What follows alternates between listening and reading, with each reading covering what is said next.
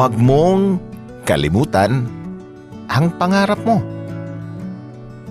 Mga paps, habang bumabiyahe ako ngayon, may isang bagay akong naiisip. Kung batang 90s ka, naalala mo pa ba yung mga pangarap mo nung bata ka? Yung feeling na akala mo pagdating ng ganitong edad, successful ka na. May sariling bahay, may magandang trabaho, may sasakyan at higit sa lahat, okay na ang buhay. Pero, plot twists. Hindi nawala ang pangarap mo, na-delay lang. Noong bata tayo, ang daling mangarap. Wala tayong iniisip na bills, wala pang due date, wala pang kuryente, tubig, pagkain, renta, at wala pang monthly expenses na parang may sariling birthday celebration bawat buwan. Ang iniisip lang natin noon, paglaki ko, magiging ganito ako. Minsan gusto nating maging teacher, doktor, pilot, artista, businessman. O baka ang pangarap mo noon ay simple lang, magkaroon ng sariling bahay at mabuti ang buhay ng pamilya mo. Pero habang lumalaki tayo, nag-iiba yung priority, di ba? Naging trabaho, pamilya, naging responsibilidad.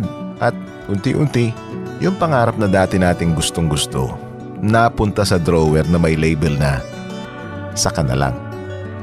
At kung Gen Z ka naman na nanonood ngayon, baka familiar ka rin dito. May pangarap ka, may goals ka, may vision board ka, may notes sa phone mo, may mga manifesting ka pa nga eh. Pero minsan, pagdating ng reality, Lord, okay na kahit stable income lang. Gets kita.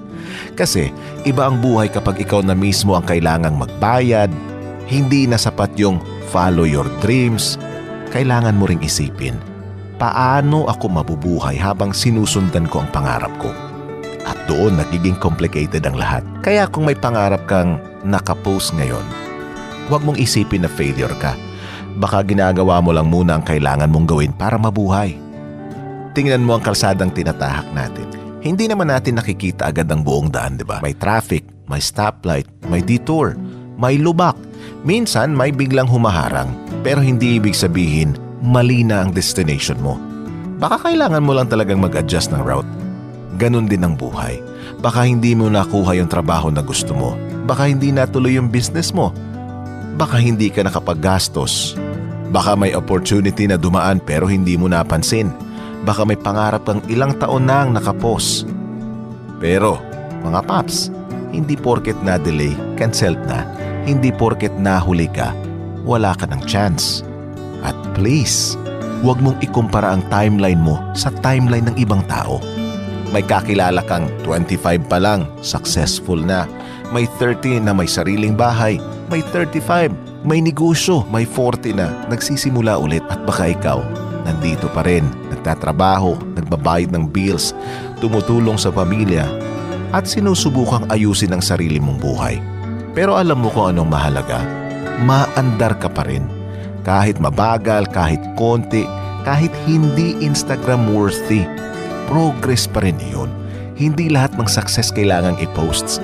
Minsan ang success ay nakaraos ka sa isang mahirap na buwan, nakabayad ka ng utang, nakapagbigay ka sa pamilya, nakapagtabi ka kahit kaunti, o nagising ka ngayong araw at sinabi mong, sige, susubukan ko ulit. Last time we talked, you had nothing to say.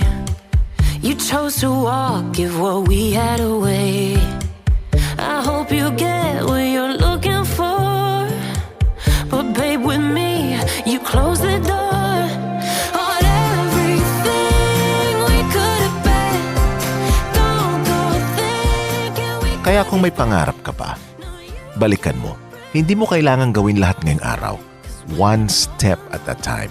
Mag-ipon ka, matuto ka, magplano ka, magsimula ka ulit. At kung kailangan mong magpahinga, pahinga. Pero huwag mong ibaon ang mga pangarap mo dahil lang nahihirapan ka. Baka hindi naman talaga ito para sa someday. Baka kailangan lang nitong start today. Kaya sa iyo na batang 90s at sa iyo rin Gen Z na ngayon palang binubuo ang sarili mong future, huwag mong kalimutan ang mga pangarap.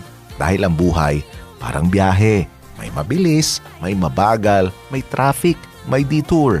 Pero hanggat umaandar ka, may chance ka pang makarating.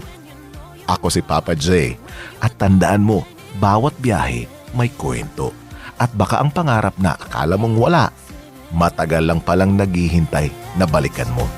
Mag-ingat sa biyahe. Maraming salamat mga Paps. Nowhere to go. You cut the ties, you burn the road.